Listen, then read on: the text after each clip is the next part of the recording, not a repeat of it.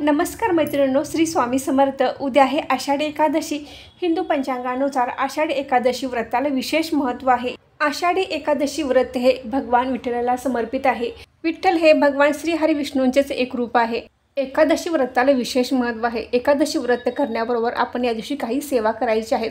या सेवा कशा कराव्यात, या सेवेचे कोणते फळ आपल्याला मिळते, याविषयी संपूर्ण माहिती आपण आजच्या व्हिडिओमध्ये घेणार आहोत। तर व्हिडिओ स्किप न करता शेवटपर्यंत नक्की बघा।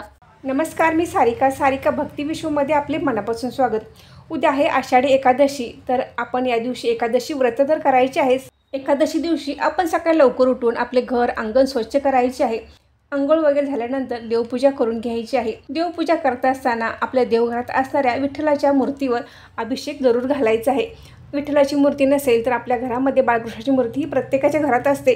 तर या दिवशी आवर्जून आपण बाळकृष्णाच्या मूर्तीवर पंचामृताने अभिषेक घालायचा आहे। त्याचबरोबर तुळशीपत्रही अर्पण करायचे आहेत। 1, 11, 51, 108 जेवढे तुम्हाला शक्य आहेत तेवढे तुळशीपत्र तुम्ही भगवान विष्णूंच्या मूर्तीवर अर्पण करायचे आहेत। त्याचबरोबर तुम्ही अभिषेक घालता असताना ओम नमो भगवते वासुदेवाय, ओम नमो भगवते वासुदेवाय किंवा ओम विष्णवे नमः, ओम विष्णवे नमः या मंत्राचा जप करायचा आहे। शक्य असेल तर तुम्ही श्रीसूक्त आणि पुरुषसूक्त म्हणून देखील अभिषेक घालू शकता।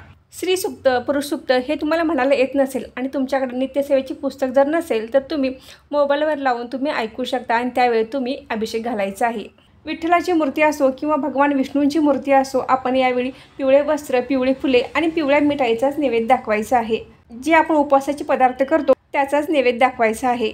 सर्व पूजा झाल्यानंतर आरती म्हणायची आहे। युगे 28 विठेवरी हुबा ही आरती आपण म्हणायची आहे। आता ही झाली आपली सकाळची देवपूजा आणि त्याचबरोबर आपण विठ्ठलाची केलेली पूजा। आषाढी एकादशीला आपण काही प्रभावी सेवा करायची आहेत। यामध्ये सर्वात महत्त्वाची सेवा म्हणजे व्यंकटेश स्तोत्राची सेवा। आपण सकाळी म्हणू शकता किंवा रात्री 12 वाजता व्यंकटेश स्तोत्र म्हटले तरी देखील चालेल।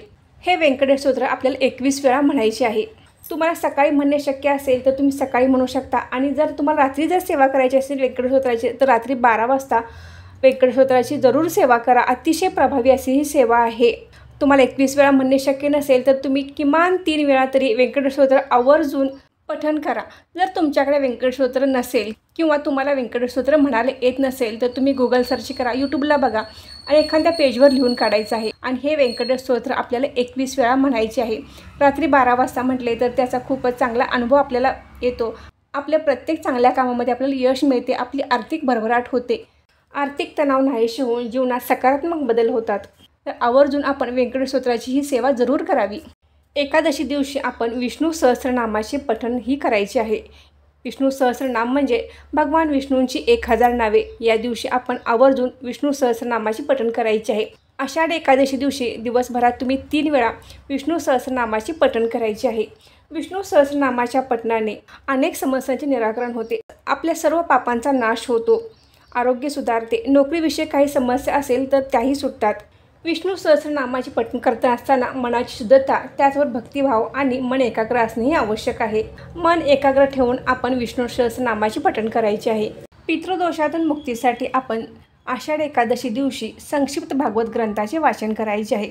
मूळ भागवत ग्रंथ हा खूप मोठा आहे, तो एका दिवसात वाचणे शक्य नाही। त्यामुळे आपण दिंडोरी प्रणित संक्षिप्त भागवत ग्रंथाचे वाचन करायचे आहे। हा ग्रंथ आपला 2 तासामध्ये वाचून होतो। तर तुम्ही सामूहिकरित्या हे वाचन करणार असाल तरी चालेल। तुमच्या गावामध्ये जर स्वामी समर्थ केंद्र असेल तर त्या ठिकाणी संक्षिप्त भागवत ग्रंथाचे सामूहिकरित्या वाचन केले जाते।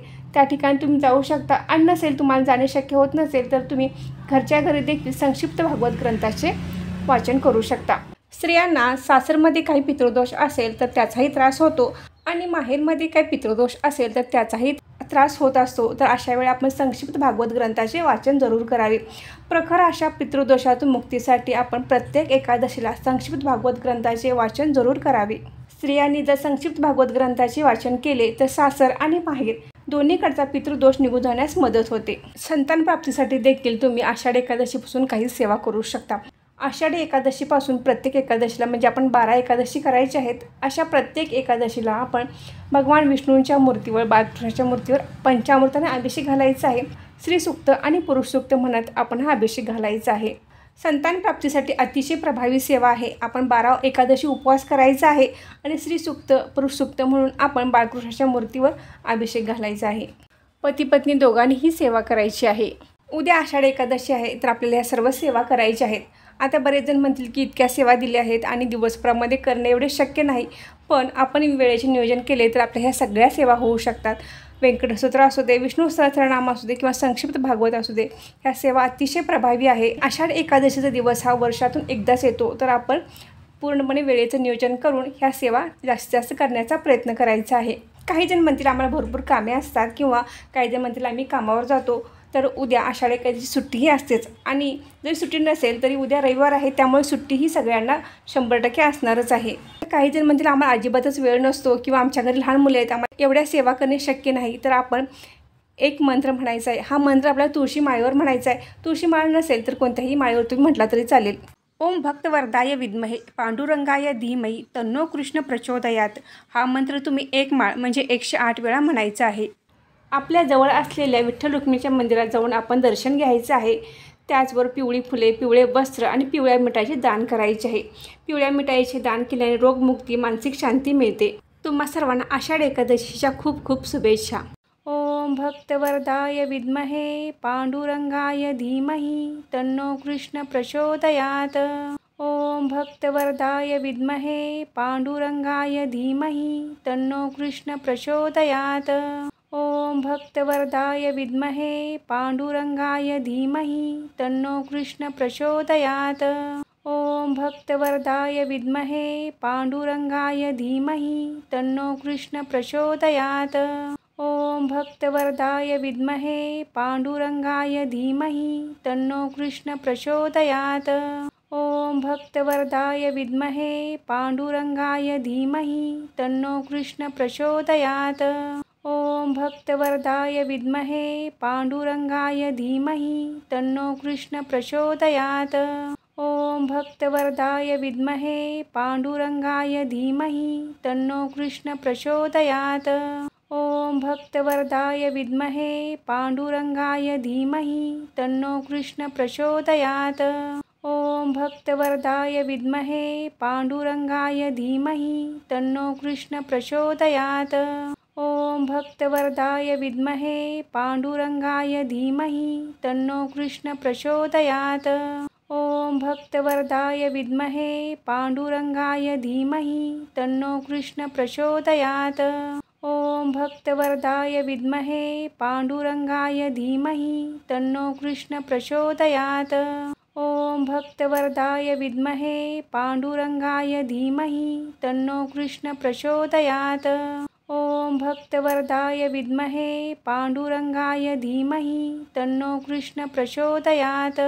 ओम भक्तवरदाय विद्महे पांडुरंगाय धीमहि तन्नो कृष्ण प्रचोदयात. ओम भक्तवरदाय विद्महे पांडुरंगाय धीमहि तन्नो कृष्ण प्रचोदयात. ओम भक्तवरदाय विद्महे पांडुरंगाय धीमहि तन्नो कृष्ण प्रचोदयात. ओम भक्तवरदाय विद्महे पांडुरंगाय धीमहि तन्नो कृष्ण प्रचोदयात. ओम भक्तवरदाय विद्महे पांडुरंगाय धीमहि तन्नो कृष्ण प्रचोदयात.